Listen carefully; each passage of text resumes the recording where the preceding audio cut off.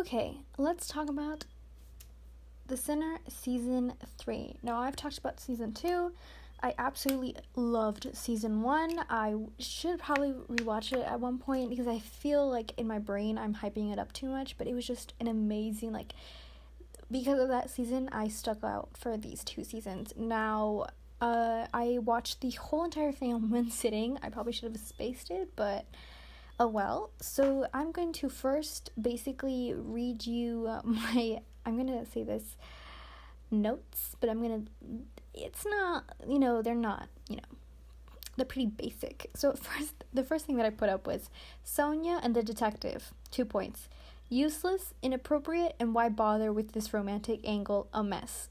Now, I'm going to read each person that I basically did a little summary for. Some I didn't even do a summary. And then I put Sonia, 2 points, crazy. Detective Ambrose, 2 points, useless, pushy, inappropriate.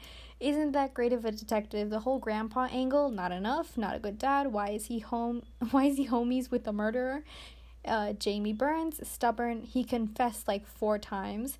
I also put progressive narrative, but barely scratched the surface, and I never thought I'd be rooting for the killer because it's more exciting. Okay, now I'm going to basically, I don't want to summarize the whole entire season because I did that for the second one, but I'm basically, if you watch the third season, then you're basically gonna know what I'm gonna talk about. But let's start first with Sonia, because honestly, she was the most what the heck's happening.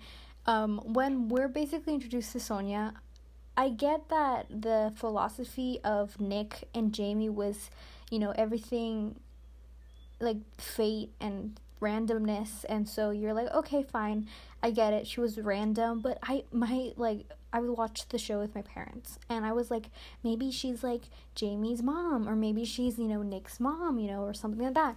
No, she was just this random lady that they just randomly chose, and she was just crazy. How are you going to, you have a Jamie who goes into your house at night, breaks into your house basically, stands there, and you are going to be you know what, get naked, I'm going to take pictures of you, and then I'm going to feel a certain level of connect. It was just, I get why her and the detective make a pair, because they're both just too empathetic with people who've killed people. And the whole romantic angle just made no sense to me. It was this is so inappropriate. She's literally one of basically, and I mean, I guess victim, or at least a witness in a case, and she's also in danger because she's also part of this, and he's just yep, let's make out, let's date, and I'm so what, and again, the whole grandpa angle, it was in there, but for what reason? For no reason, just to show us that he's not a great dad, that he hasn't changed. Okay. Again, super empathetic with a murderer, which I guess he's not a bad detective, but there were so many instances where I'm dude, what are you doing? Why? Jamie Burns has confessed so many times to you. I'm so confused. The scene, and the thing is, all this man needed, all Jamie Burns really needed was a therapist. He needed a psychiatrist. He needed medicine. He had something mentally going on, with his, obviously killing his friend. Even, he let him die. Even doing that affected him psychologically. He started having, basically visions. And this man, no one in his life, not even the cops, no one was you know what, a therapist. Yes, Detective Ambrose did take him to a hospital, but that doctor was useless. This man, the doctor was so do you feel you're gonna hurt yourself or others? And then he's have you ever held a baby, and have you ever felt you could just let them fall and break everything? They're just so fragile. I'm sorry, what? Someone tells you, one thing is for you to be afraid of, accidentally dropping a baby. That's, a lot of people fears. Another thing is for you to be yeah, their brains just turn into mush, and, they crack all their bones. That is just too much. And none of the doctors were maybe we should keep him. No, they were okay, let this clearly unstable man out in public, because that will make sense. And, I all he needed was therapy. Like, literally from the start, that is what he needed. Therapy. His wife, Leela, I like that they didn't keep her one-dimensional, because at the start I was like, oh my god, she's just gonna be someone who's, like, oblivious and that's it. Like, no. But, like, why did she not be like, you know what? You need therapy. We're not gonna you be a thing until you get therapy. Like, literally, he kept spiraling because no one was like, therapy. I was like, literally just the whole entire time I was like, this would have just not has spiraled so much if this man was just, like, in a psychiatric ward or, like, getting help, because he was clearly going through things. Like, I don't know what happened, like, why it just spiraled so much. Now, the whole, like, progressive narrative is because they do touch upon, like, Sonia brings it up of, like, how men are treated or raised to be very cold, and that makes them feel that they can't show emotions and they have to be, like, machos. But it barely scratches their surface. It's something just, like, thrown away. Like, they mention it twice, but it doesn't hold an impact, because it's just like, oh yeah, let's just say this, like, progressive thing, but never bring it up. Like, there's this one part where Jamie is talking to Leela, and he's basically saying that he's going through things, right? And then she brings up how her dad, like, he worked every night from day to morning, and piling bricks or something along those lines, and that he didn't have the privilege to, like, think about things. And so he was like, wait, are you saying it because I'm white? I can't. It was, like, the most, it was, like, the dumbest thing I've ever heard, because it was literally, it had no, like, what? And it was just in that moment. They never brought it up again, because I was like, I understand if you want to make another, like, type of statement, but in this moment, he was literally talking about his mental health and how he wasn't coping with his friend's death, and so she was basically like, you're privileged, which, but the way his response of, like, oh, is it because I'm white? Like, I'm what? Like, what? Like, it didn't. I was just like, what? Like, what was that writing? I don't get it. Like, you could have been privileged from, like, oh, because I have because he's a teacher, whereas her dad was, like, I think a construction worker or something. But I was just like, what is happening? Like, they were these, like, two, like, thoughts, but they didn't really have anything cemented into the storyline. So if they had made it seem like, oh, he can't be open because he's been told that he needs to be a man, but we see that he is open to the detective. Like, he talks about his feelings, he has some difficulty, but he basically expresses everything. And even when at the end, when he feels betrayed by Ambrose, because he bonded with him and was basically like, you and I, like, he basically saw him as Nick. He even said it, like, don't worry, I won't treat you like Nick did to me, like, I'll do better.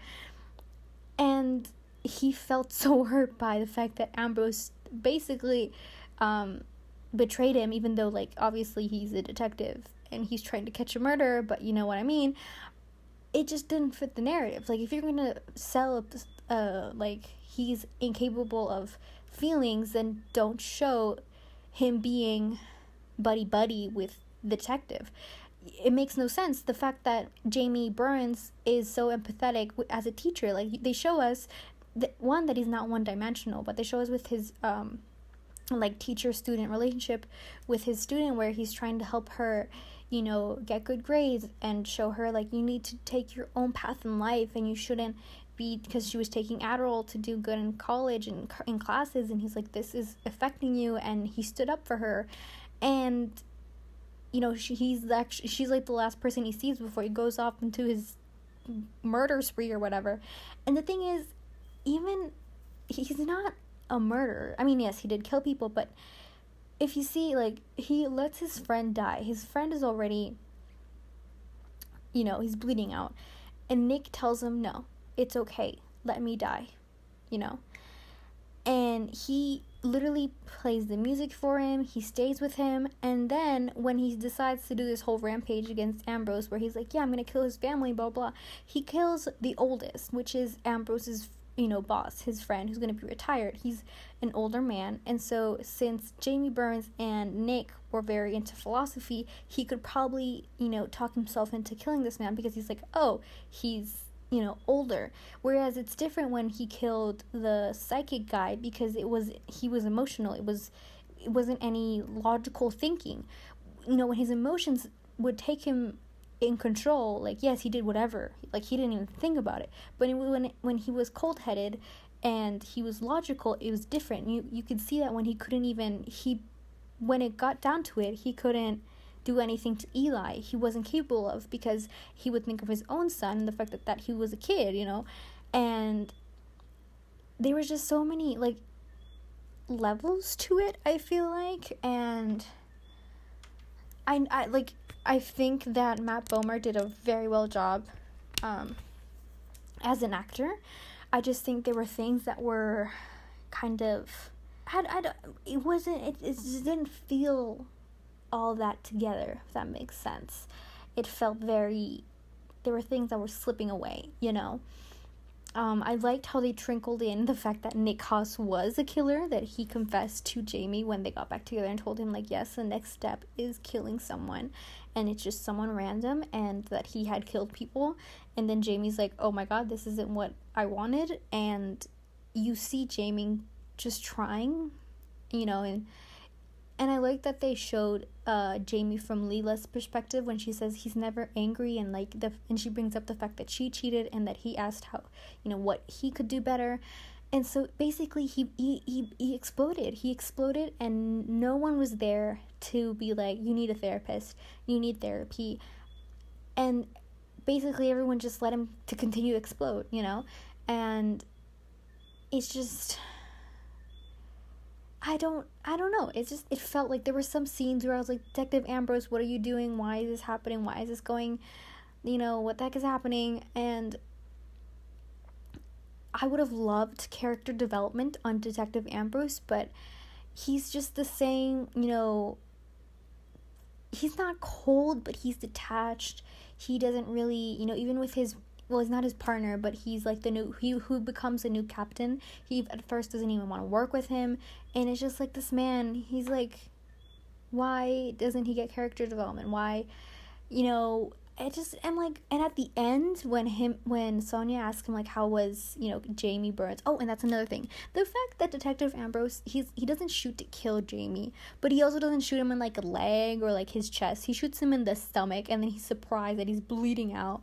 He's like, and then Jamie's like, I don't want to die. And it was a very well done scene, in the sense of Jamie's acting and Detective Ambrose. But at the same time, it's like, dude, you shot him in the stomach.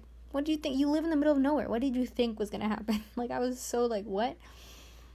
And that you notice that Detective Ambrose has this ability to empathize with people, because he even goes to apologize to Jamie, because he does feel like he did have a breakthrough because of that whole burying him in a casket for like 8 hours. And he had that with, I completely forgot his name, the second kid in the second season, and then with Cora in the first season. Julian. He's empathetic. He understands, because he doesn't make, like, he is basically kind of an outcast as well in society, because he is different. But I would have loved for him to have more character development in the fact. I mean, it kind of did, because he included the other detective more, and he noticed his wrongdoings. But at the same time, I'm like, what the heck is happening? I really liked at the ending, though, as I was saying, that when Sonia asks him, like, what did it feel like, what went through his mind, and he just starts crying. And Sonia cries as well, because basically those two became the adoptive parents of Jamie Burns, basically. They were like, Sonia tried to talk to him and tried to, like, tell him and be vulnerable, and Detective Ambrose as well. It's just that they aren't therapists. They aren't psychiatrists. They needed to send him to a psychiatrist. Basically, this whole thing would have been way better if they would have just psychiatry. They would have been like, you know what, you need a psychiatrist. But, it's just, and you see that, like, for example, with Leela, when he's explaining how he doesn't feel, like, not human, but he doesn't feel like he clicks with anyone because of the fact that everyone is living like if they're not gonna die. Like, for Jamie, what Nick Haas, taught him, or, what they learned together really affected him even years later, even after, like, 12 years that he hadn't talked to Nick. He still held on to that, and he tried to live his life, but it just wasn't, and imagine having that philosophy. it could be incredibly crippling. And, you know, Jamie got to a point in his life where he just didn't understand it, and that's why he called Nick, so he could, be buried again. And Nick went a little bit cuckoo and decided to, like, oh, we need to kill someone, and Jamie was like, no, but then he inadvertently ended up murdering 2 more people after that, and then dying. And I don't know. Like I said, this is just ramblings. I don't think I said at the beginning, but this is basically just ramblings of this season, and my cons or my little problems with this season. If I would have to put them in ranking, the first one, my favorite, then the third one would be the second place, and the last one would be with Julian. I didn't really like that season. I feel like that's a completely different thing, but I feel like they could have invested more in certain aspects. But this one, just, I hope in the 4th season they honestly just deal with an actual, I don't know. I hope they give him, like, part of me was like, oh, it'd be cool if they did it with an actual, like, serial killer, because then you're like, oh my god, Detective Ambrose, empathizing with the serial killer or being empathetic and having that connection is very different than, because, for example, in all 3 cases, like, Cora, she only killed 1 person, and it was because of traumatic, like, trigger. She wasn't going around and murdering people. And then Julian killed 2 people because he also was taught that, death wasn't the end, and that he thought he was in trouble. He didn't, like, go around murdering people. And this one, like, yes, he did kill, like, in total, he murdered 2 people and let someone die, 1 person. So I guess 3 in total. So I don't know what the 4th season is. I don't know if they're going to do a serial killer or what, or I wish it would be a woman serial killer, and I don't mean that because of, like, I think it would be interesting because, yes, they've placed this narrative, they tried to make this narrative, like, men are taught to not be, that they're not supposed to be emotional, but they barely scratched it. They barely, like, actually established that narrative of, like, Jamie is repressing this because he is a man, because he's been taught this. No, like, you're taught that, even when he was younger, when he got beat up by a kid, he still forgave him and, became friends.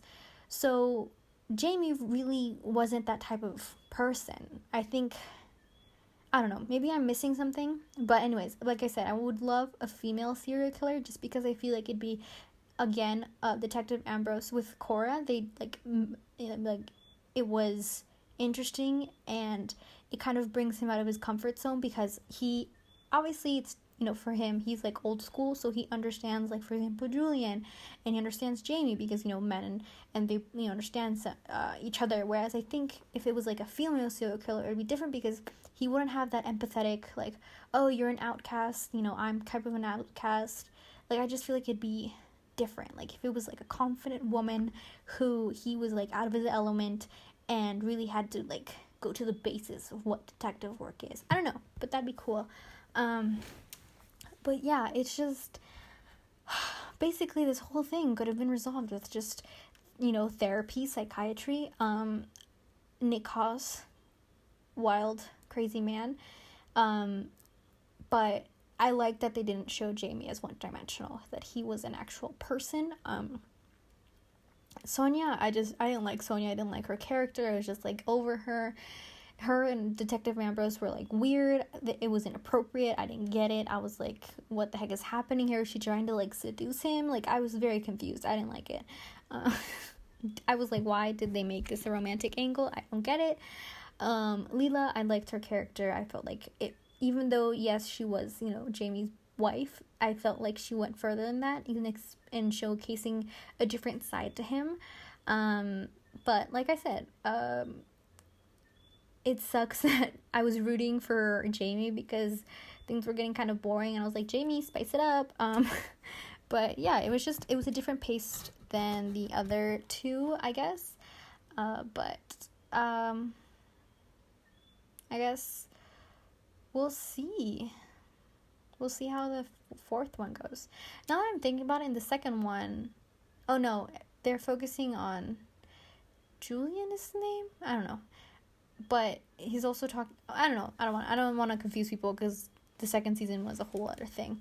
But now that I'm remembering, I remember that he did also interact with a woman in the second season because of Julian's birth mom. But anyways, I don't know what I felt about. I don't know if I liked it or if I hated it or if I enjoyed my time, and me and my mom were like talking at the TV like, why aren't you doing this? Why aren't you doing that? But it was still, I don't know, I felt like so many weird things that a detective who has been a detective for a while would not be doing. But we'll see. The ramblings. So this was just pure rambling, I know. But anyways, tell me your thoughts on the season 3 of The Sinner. If you watched it, if you enjoyed it, tell me what's up because I want to know.